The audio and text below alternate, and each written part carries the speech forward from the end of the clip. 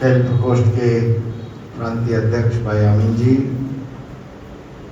पूर्व विधायक बहन पूनम जी, सम्मानित मंच, मेरे सामने उपस्थित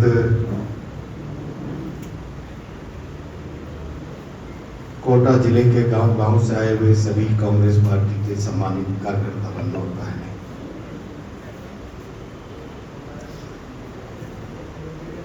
लंबे समय से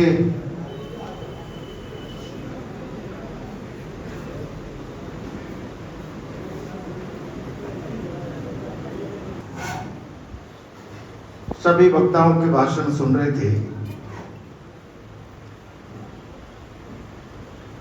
और सभी की बात लगभग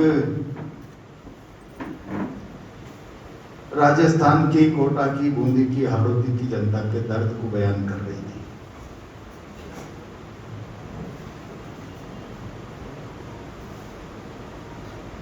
मैं अभी जब मंच पे बैठा था तो मैं भी भाषण सुन रहा था।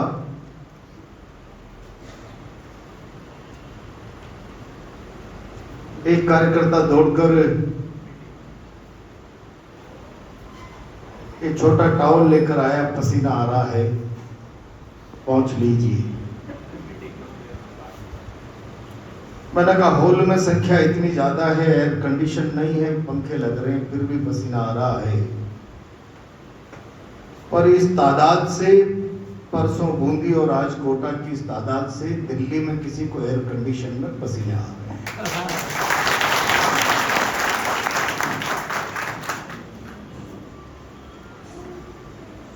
अभी बातें राम मंदिर की भी चली, राम की भी चली, राम के साथ धोखे की भी चली।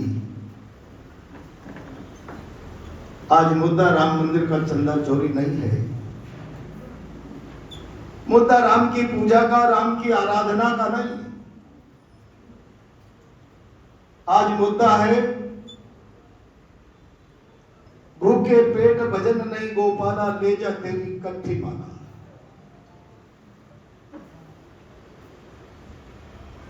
सारा हाड़ौती का किसान चिंतित है। सुबह से शाम तक खेत की मेड़ पर बैठा हुआ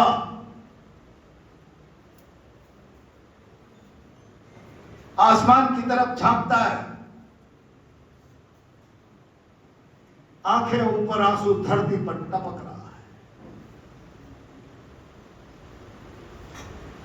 हे प्रभु, अब तो कृपा कर दो।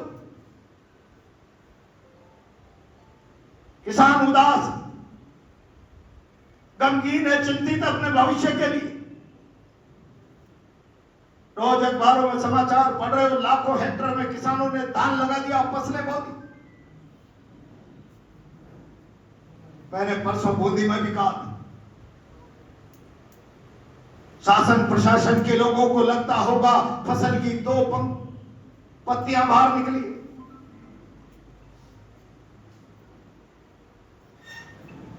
लेकिन वो दब पत्तियां किसान के साल भर के सुनहरे सपनों का आधार। उससे किसान ताना बाना बुनता, ये पत्तियां बड़ी होंगी, फसल होंगी, लहलाई, आका तीज के सावे पर, देवटनी के सावे पर मेरी बेटी के हाथ पीले करूं, बेटी के ब्याह का कर्जा चुकाऊं, बेटे का ब्याह आने वाला है, मैं बढ़िया सा मकान बनाऊं। उस फसल में किसान का सपना। लेकिन आज कोटा हाड़ौती के किसान का सपना तार तार होता चला जा रहा। लगातार पिछले कई दिनों से हाड़ौती का किसान मांग कर रहा, पानी छोड़िए गांधी सागर।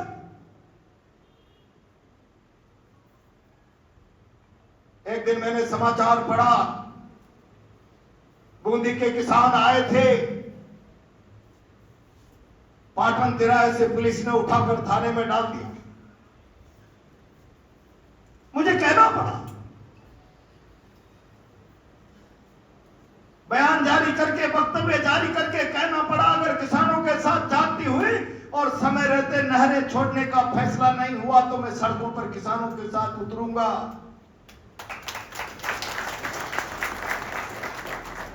सेठ जी का ब्लड प्रेशर बढ़ गया। किसान मेरे पास आए, बुलाकर किसानों को सेठ जी ने कैंप कार्यालय में मध्य प्रदेश के मुख्यमंत्री से बात की और कहा जाने की जरूरत नहीं है कहीं प्रहलाद गुंजल के पास, मैं आपके खेतों में पानी छुड़वा रहा हूं। मुख्यमंत्री से मेरी बात हो गई है। मुख्यमंत्री से बात करने वाले सेठ जी,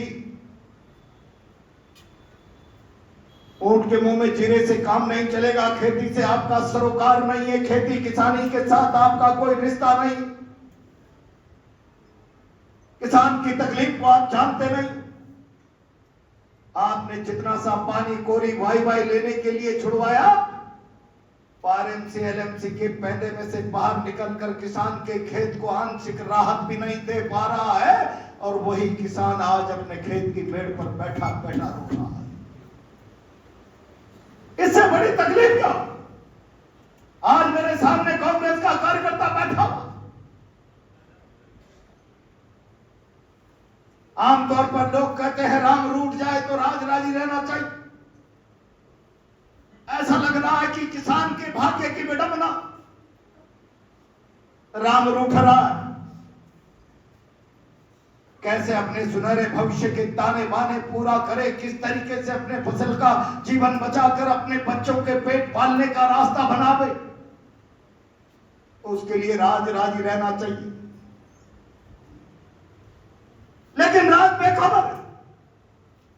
मैं बहुत जिम्मेदारी से आज यहां कांग्रेस के कार्यकर्ताओं से कहना चाहता हूं और हाड़ौती के किसानों से कहना चाहता हूं, इस राज के भरोसे की ये किसानों के प्रति संवेदनशील होगा, जिम्मेदार होगा, किसानों की तकलीफ को अपनी तकलीफ समझकर समाधान के रास्ते खोजेगा, तो हिंदुस्तान के इतिहास में इससे बड़ा किसानों के लिए अपमानजनक उदाहरण कोई दूसरा हो नहीं सकता।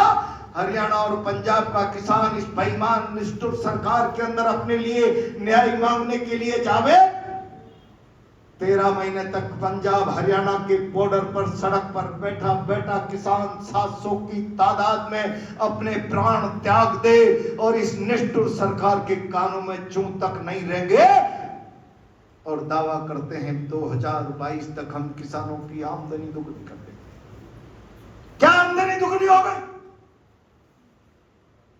1800 किसानों ने अपनी बुनियादी मांग के लिए प्राण त्याग दिए, बेईमान सरकार के कानों में चूं नहीं रहेंगे। और तब मुझे कभी कभी तकलीफ होती है, इतना बड़ा देश के किसानों ने आंदोलन किया, किसानों का जय घोष था, हम इसको गैर राजनीतिक रखना चाहते हैं, लेकिन इतने बड़े अन्याय पर चुप रहना भी कायरता है। मैं बहुत जिम्मेदारी से आज आपसे कह रहा हूं, मेरे पास रोज फोन आते हैं, गांव में 6 घंटे की बिजली कटौती चल रही है, 8 घंटे की बिजली कटौती चल रही है, जहां नहरी पानी नहीं है वहां पर हम थोड़ा बहुत आंशिक रूप से कोई बोरिंगों में पानी आ गया तो बिजली मिल जाए तो हम अपनी फसलों को बचा सकते हैं, फसलों को कर सकते हैं, कुछ न कुछ रोजगार का जीने का आसरा खड़ा कर सकते हैं। आज लोगों के पास खेत में सिंचाई के लिए पर्याप्त बिजली नहीं, लगातार कटौती ने किसान की कमर तोड़ रखी। और आप लोगों को पता होगा, बहुत हजारों फोन मेरे पास लगातार आ रहे थे। किसी कारण से मुझे ये प्रदर्शन डिले करना पड़ गया। 25 तारीख को जब केडीए पर प्रदर्शन किया था तो पूरी हाड़ौती का किसान त्राहिमाम कर रहा था। खाद को लेकर के 1300 का कट्टा किसान को खाद के डीलर की दुकान पर जाकर कहा जाता था कोई कट्टा नहीं, और अगर वो अटैचमेंट खरीद कर 2400 रुपए का भुगतान करे तो जहां एक कट्टे की मनाही होती थी वहां उसको 1000 कट्टे भी मिल जाए 2400 का भुगतान करने के पास। क्या ये किसानों के साथ खुली लूट नहीं? क्या ये चौक की तरह चिपक कर इस हाड़ौती के किसानों को खून पीने का उपक्रम नहीं? और खाद विक्रेताओं की और इंडस्ट्रीज की ये मोनोपोली इतनी जोर से क्यों चल रही है? मैं प्रदर्शन में इसका सारा खुलासा करूंगा। कौन है इसके पीछे, किसकी सेठ के तार किस तरीके से खाद के कारखानों से मिले हुए हैं। और किस तरीके से खाद के कारखानों से अपनी मांगे पूरी करवा कर उन्हें इस प्रकार का मनमाना शोषण करके हाड़ौती के किसान का खून पीने की खुली छूट दी गई है। भारत सरकार और उसके कौन कौन नुमाइंदे इसके लिए जिम्मेदार हैं। मैं 28 तारीख को जो प्रदर्शन होगा उसमें आर पार की लड़ाई में इस बात का कच्चा ठूठा खोल के रखा। मैं आज कांग्रेस के कार्यकर्ताओं से एक सवाल कर लूं, क्या हाड़ौती का किसान रोता रहे खाद मिलना चाहिए, खाद मिलना चाहिए? सुबह से शाम तक ग्राम जीएसएस के बाहर डीलरों की दुकानों के बाहर एक एक कट्टे के लिए धूप में लाइन लगाकर खड़ा रहे, जैसे अपराधी है, चोरी है, गुनाहगार है। इस तरीके से पुलिस के सिपाही आए और डंडे बजाकर इस मुल्क के भाग्य विधाता को लाइनों में खड़ा कर दे, जिस तरीके से कोई जामा तलाशी में अपराधियों को खड़ा कर दिया जाता है। क्या यह भारत के अन्नदाता का अपमान नहीं? गांधी सागर में पर्याप्त पानी होने के बाद भी किसानों की बुनियादी मांग को नहीं माना जावे, क्या यह सरकार की किसानों की अनदेखी नहीं? क्या यह राजस्थान सरकार की किसान विरोधी नीति नहीं?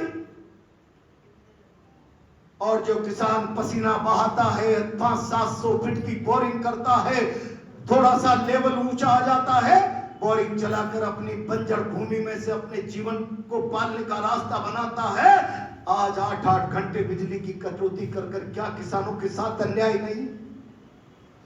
और यह अन्याय होता रहे और कांग्रेस पार्टी का कार्यकर्ता देखता रहे, जुल्म होता रहे, तो फिर प्रजातंत्र में किसी ने कहा है निरंकुश और तानाशाह सरकार लोकतंत्र के लिए कैंसर है, तो फिर कमजोर और डरा हुआ विपक्ष, सोई हुई और उदासीन जनता भी लोकतंत्र के लिए कैंसर का काम करती है।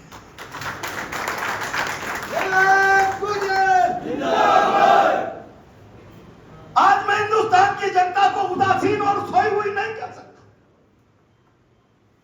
आज इस शासन ने अपने आप को डेमोक्रेसी से ऊपर समझ लिया, इस तरीके का टेरर पहुंचा दिया, इस तरीके का भय हिंदुस्तान की जनता में बैठा दिया। कोई अगर बोलेगा, मुंह खोलेगा इस राज के खिलाफ, तो उसके खिलाफ इतनी बड़ी शक्ति की जाएगी कि रोजी रोटी से बेदखल कर दिया जाएगा। पिछले दिनों मैंने कार्यालय पर कांग्रेस के कार्यकर्ताओं को कहा था कि केशवपुरा में एक मोची जो सड़क पर दरी पट्टी बिछाकर बैठता है, बूट पॉलिश करता है, बरसाती टाट पट्टी की चटाई बिछा के, उससे कहा क्या चल रहा है? बोला बुलाइए मत, बोल दूंगा तो संकट हो जाएगा, बुरा हो जाएगा।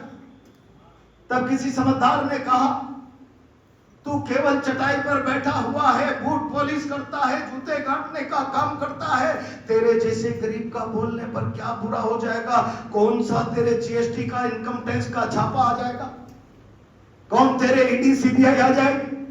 बोला मेरे न जीएसटी आ सकती, न इनकम टैक्स आ सकता, न ईडी आ सकती, न सीबीआई आ सकती। अगर मैंने कुछ बोला और कैंप कार्यालय खबर चल गई, मोची कुछ बैठा बैठा सही बातें कर रहा था, तो केडी आएगी और झटकार कर मेरी दरी पट्टी उठा के ले जाएगी और मेरे सामान को नाली में डाल जाएगी। मैं शाम को मेरे बच्चों को क्या खिलाऊंगा? मैं अगर बूट पॉलिश करके जूते काट कर 100-200 रुपए कमा लेता हूं, तो शाम को मेरा चूल्हा जल जाता है। अगर मैं भूल गया तो यहाँ इस शहर में ऐसा अंतक है, शाम को मेरा चूल्हा नहीं जलेगा, मेरे बच्चों के पेट में भूख की आग जलेगी, भूख की आग जलेगी। क्या ये काबिले बर्दाश्त है?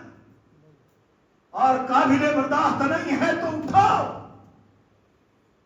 क्या होगा क्या नहीं होगा भविष्य के गर्भ है। राजस्थान की जनता ने हमको विरोध का मैंडेट दिया है कि शासन तानाशाह हो जाए, तो जनता को साथ लेकर हम उस तानाशाह शासन की नींद तोड़े, उसकी कानों का पर्दाफाश करें, उसके अहंकारी रावण का दंभ तोड़े। क्या इसके लिए कांग्रेस पार्टी को अपना प्रजातांत्रिक फर्ज अदा करने के लिए तैयार नहीं रहना चाहिए? क्या ये हमारा लोकतांत्रिक धर्म नहीं? जनता पिसती रहे, सरकार अत्याचार करती रहे, जनता में भय बैठा करके लोगों के मुंह पर ताला लगाकर सरेआम संविधान की धज्जा उड़ती रहे।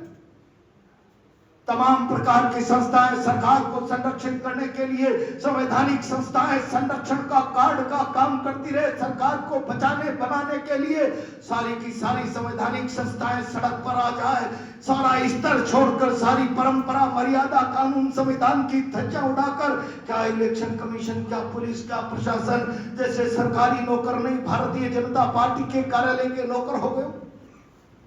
संविधान की शपथ नहीं ली हो, कमल के प्रति अपनी आस्था का प्रकटीकरण करके शासन की नौकरी की सीढ़ियों पर पायदानों पर चढ़े हो। ये जो चरित्र इस मुल्क में राजनीति का व्यवस्था का बनता हुआ चला जा रहा है, ये उस प्रजातंत्र के लिए चुनौती है जिस प्रजातंत्र को लाने के लिए जवाहरलाल नेहरू 9.25 साल और सरदार पटेल 5.5-6 साल तक अंग्रेजों की जेल की हवा काट कर आए।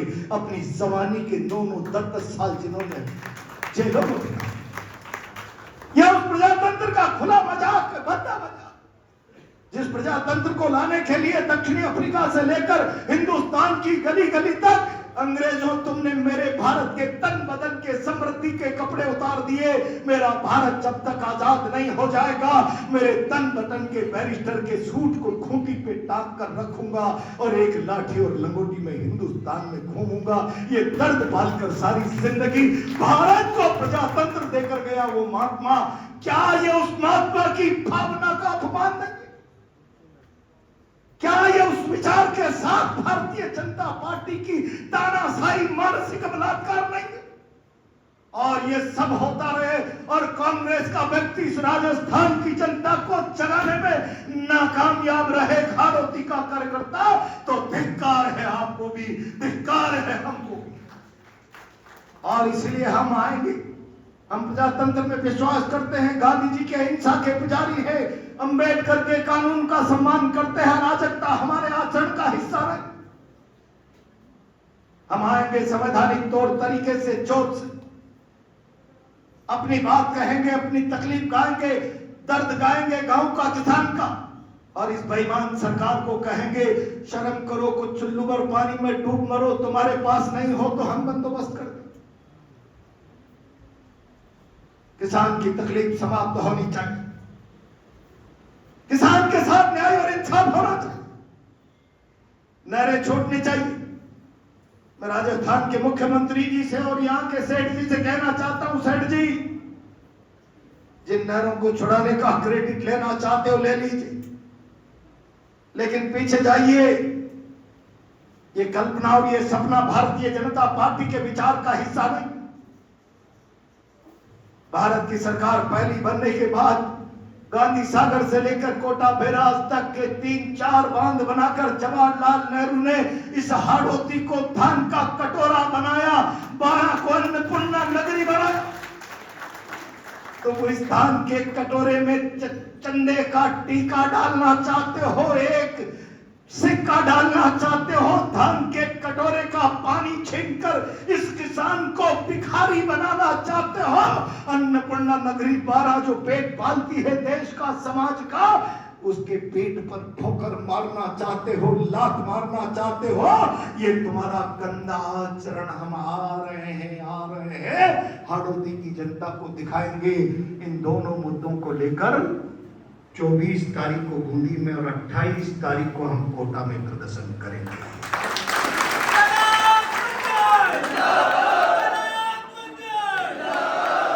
बोलो तैयार? तारीख आगे पीछे तो नहीं करनी। 28 मैं पहले करना चाहता था, मैंने प्रभारी जी से परमिशन भी ले ली थी 25, पर हमारे एक वरिष्ठ नेता का बयान आ गया कि हम खाद पर आंदोलन करेंगे, तो हम उसको ओवरलैप नहीं कर सकते थे। वो बात आई गई हो गई।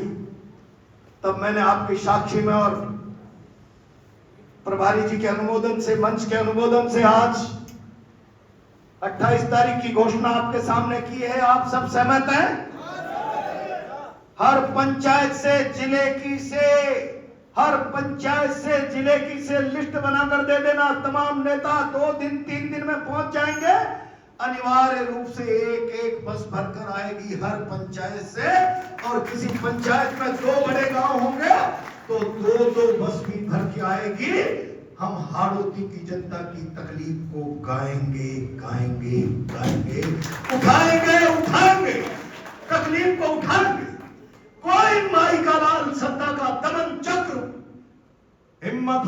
की मां ने दूध पिलाया, रोक कर बताए।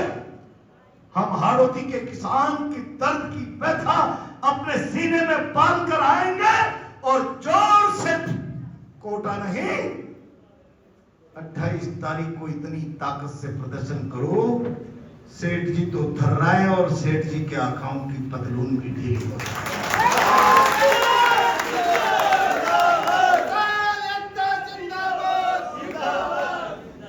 मैं जानता हूं अपने खेत पर बैठा बैठा रो रहा किसान हमको भी गाली दे रहा होगा, कहां चलेंगे कांग्रेस में, कुछ तो बोलो इन बेईमानों के खिलाफ। हम लेट हो गए, लेकिन देर आए दुरुस्त आए, उसकी आवाज हमारी आत्मा में, उसका दर्द पल रहा है। ये सबूत 28 तारीख को कांग्रेस पार्टी को इस कोटा की सड़कों पर देना है या नहीं देना? पक्का? तो फिर एक बार मुझे 28 तारीख के लिए जोर से दोनों हाथ खड़े करके भरोसा दिलाओ, भारत माता की। सारे लोग पूरी ताकत से 28 तारीख को आएंगे, बैठ जाइए गोलू जी, पूरी ताकत से आएंगे। बसें बारातियों की तरह नहीं, रैली की तरह आनी चाहिए, ये विचार कर लेना। आजकल भाजपा के प्रदर्शन होते हैं, कोई मोदी जी, कोई मुख्यमंत्री जी आता है तो ऐसे जाते हैं जैसे केबल के लोगों को फैला कर बैठा दिया। जोर से ऊपर नीचे भर के बसें आएगी तो 28 तारीख को पूरी ताकत से प्राण से कांग्रेस का कार्यकर्ता जुट जाए। ये हमारे आत्मसम्मान की नहीं, किसान के दर्द की लड़ाई है, किसान के साथ न्याय और इंसाफ की लड़ाई है। हम उसमें अपनी भागीदारी निभाएं, यही आह्वान करते हुए अपनी बात को विराम देते हुए उप प्रधान लाडपुरा अशोक मीणा से अनुरोध करूंगा कि आए और धन्यवाद दें। उसके बाद अशोक मीणा।